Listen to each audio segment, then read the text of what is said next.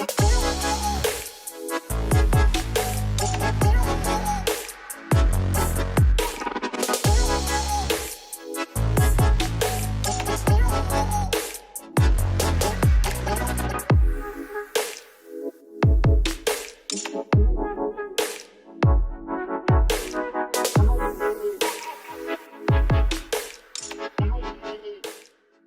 Kansas City. Welcome to another fantastic day out there. Thank you for joining us on a show we call Life After. My name is Chris Odam, and I am the lucky guy that gets to explore some of the paths that happen with some of the people I knew in the past and kind of catch up and find out what they're doing with themselves and really give them a chance to tell us their story so we could think about our path before we ever really get there ourselves. So welcome Amber Cleaver to Life After. Hello.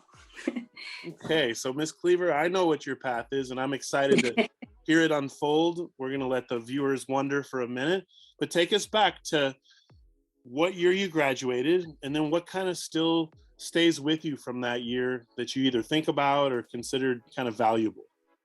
Let's see. So I graduated from Paseo back in 2006, which makes me feel really, really old.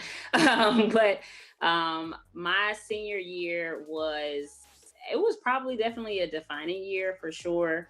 I think that is, when I was, working, I was balancing school, balancing work, wanting to make the last year important. I always knew that I wanted to go out of state for school. So it was, making sure that I had a good time in Kansas City, a good time with my friends, and kind of making some important memories that particular year. In terms of, you said what I took away from the year, my senior year? Yeah, or something you still look back toward as like valuable or part that resonates with you today? I don't know. I'll be cheesy. I even pick something that you said to me and I'll say it because I literally still say it to this day. So I was in your creative writing class. I was a creative writing major. And I know one of the things that when I would have trouble or starting to write something, the advice you gave me was just write something bad. And at the time I thought it was the dumbest thing I ever heard in my life. I'm like, why would I want to write something bad? I want to write something good. But when you start writing just to write, then it kind of turns into something good because you're not a bad writer. And so that kind of is something that stuck with me in terms of throughout college, when I just need to write this paper. I need to get it. I'm like, just get something on the paper and just go. And so that is something I've told it to other people. Like my cousin is trying to write a book and I say, well, I was always told just write something bad, just get in there and start doing it. But instead of it, I don't use it as just write something bad. I use it as just do something, just go, just start. And so that is definitely something that I've taken from like my high school and definitely translated to today. If I'm writing emotion, it's just get something on the paper, Amber, get started and go. Nice. And you do that. It sounds like you do a lot of writing in your current situation. So we're waiting to hear what that is. And I know it's a really powerful job. I know that for sure. I'm excited to hear you talk about it. So tell us this moment that happens right after high school, because the foundation of talking about this show was my memory also of hearing lots of advice from people, having your own idea, having a dream, having a goal, and then it all kind of comes together. And in that moment, you make a decision, you go for it. Kind of like the write something down move is like, go do something. So what do you remember about that moment? And then what did you do? Right. So I went to college right after high school. I've always known what I wanted to do career-wise. I've been knowing it since elementary school. So, I went to Howard University in Washington, D.C. So it was a big change in terms of being away from family, moving away. I knew I always wanted to get out of Kansas City. I wanted to do something different. I didn't want distractions. I knew I wanted to go out of state. But I went straight to school and I'm glad that I did. It was the best move for me. I know if I had taken a gap, I probably wouldn't have gone or I wouldn't have done what I wanted to do. So I went straight into school and I kind of got talked into my major. I knew I wanted to go, I don't know if I'm supposed to say what I do yet, but I knew where I wanted to go after undergrad.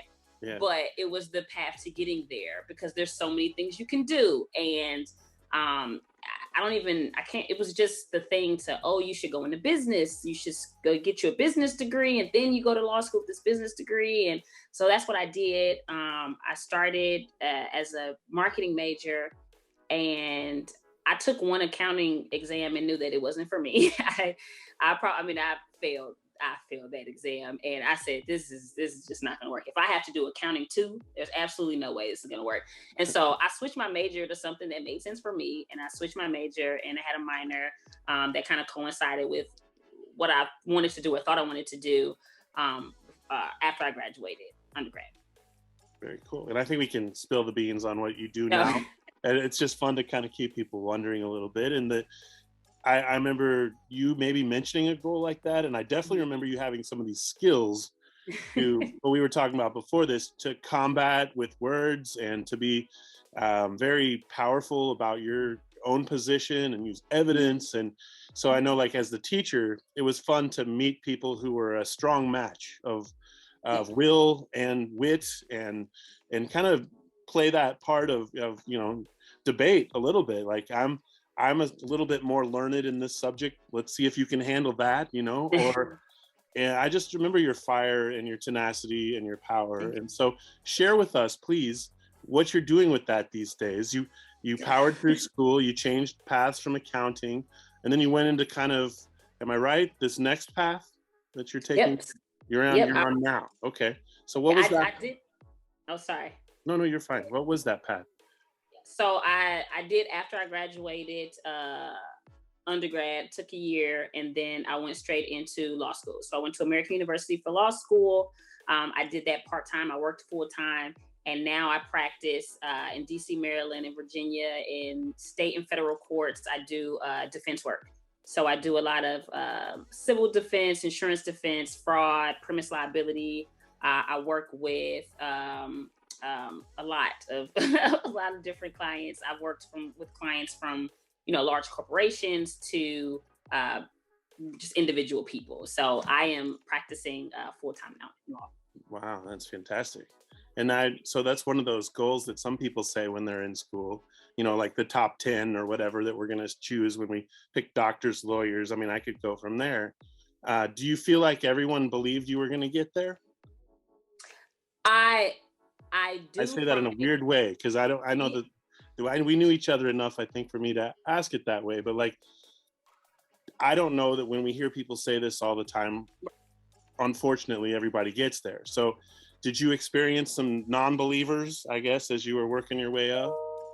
My situation is probably different because, to be quite honest, I wasn't the best behaviorally in school. I was always very smart academically. There wasn't a teacher that said I couldn't do it. I wasn't smart.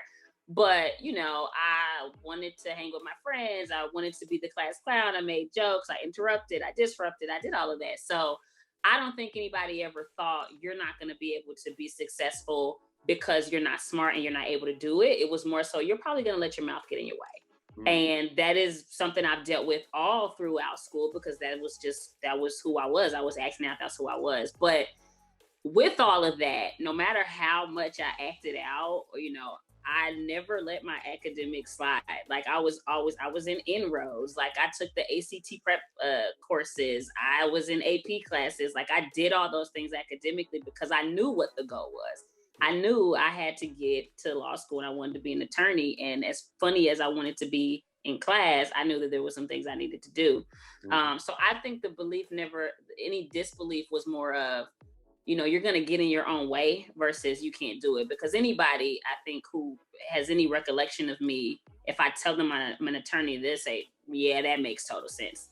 Because of, I agree. I think it does too. You told me and I was like, wow, I'm excited that you found the way, I guess, to get out of your way, if that's, or to make that powerful voice produce what you want it to, and give you all the strength that I notice is part of, I guess, who I remember you to be back then, and probably who you feel like you are even more now. So that's a really neat thing. I remember when we used to make wise lists like this, like the one I remember is to be available when inspiration comes. I don't know how we ever started making these lists, but that's another one you helped me kind of remember back to? Is just like, just get started, write something crummy, your brain will take over, you'll be so proud of it, you'll be surprised, right? But the other one was being available when opportunity comes to you, because it's going to happen. So how did it happen? Like, did you apply a number of times? Did you start off in a smaller position and work your way to where you are now? I would imagine that's how it goes. But for those listening, can you tell us about that path a little bit? Well, yes. So again, probably another interesting path. So I have a 10-year-old, soon to be 11. So I took a year off after I graduated. I had my son, and I worked. And again, the goal was still always law school. That was never going to stop. But because I needed to work full time, you know, it looked different. I always imagined I'd be going to law school full time and doing the internships in the summer, and you know, becoming a summer associate. And it didn't look like that. I found I would have wanted to go to Howard Law, and I'm actually glad I didn't, because I think I had a better experience going to something outside of my comfort zone. And I went to American University, and I went there part-time, working full-time. It was hard. I did night classes. You know, my classes were, you know, 6 o'clock at night till 10 o'clock at night sometimes. And so I worked full-time, went to school at night. Because I had to work, and because I was a mom, I didn't get to do the summer associate programs. I couldn't quit my job for a summer to go work at a law firm that may not hire me, and then I don't have any work during the school year. So I had to be creative, and I was just honest. I talked to, you know, my professors. I laid out the situation like, look, you know, I have to find a unique way to get experience, because you can't graduate without experience to get in a firm. And we found some unique ways for me to work with some attorneys. You know, I found an attorney who was also a part-time student who just understood my struggle, and, you know, he worked with me. And when I graduated, as I was graduating, I was getting laid off from my company. I was a sales manager. I started out in sales. So I worked my way up to sales management, and they completely wiped out the entire department. All of us were gone. I worked at Living Social. They got bought out by DuPont. And I said, okay, well, maybe this is just a sign that I graduate in a couple months. Let's just focus on law. Clearly, I still needed money. So I got another job heading up a business development department. I graduated law school. I studied my butt off and took the bar. I will never, ever take another exam again in my life, because it was so crazy. But I took it. Yeah, I took the bar. Again, it was difficult trying to find a firm, because my resume was sales and marketing with a little bit of law sprinkled in it. And I just had to keep going. I'm like, somebody's going to hire me. So, you know, the biggest thing was, you know, you don't have a lot of legal experience. And my position was, well, yeah, somebody's got to give it to me first. And I eventually landed at a firm that I was at for a couple of years. And yeah, you work your way up. I probably, with that experience, because I was doing a lot of litigation, which is what I knew I wanted to do. I knew I wanted to be in the courtroom. I was able to set myself apart when I wanted to go to a bigger firm, because I had that litigation experience. I could walk in the door and say, look, I've tried 50 cases already. And they're like, we have associates who've been here 5 years who haven't done that. So my whole goal and my whole process has been, find a way to get it done, because your path may not be the traditional one. And so far, it's been working out. Wow. Thank you.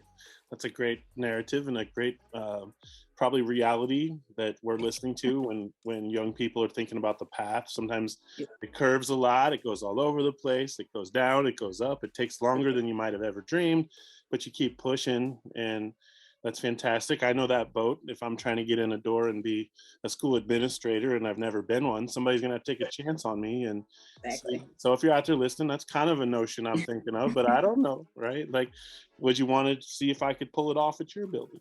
Get a hold of me. I got the credentials. All right. So fantastic. You know, I was listening to that story. I was like, man, I would love to be in there, not a juror, but I would love to just be in there and see, because I've only been a juror once in my life, but it is very theatrical in the court of law, and it's very much like what you see on TV.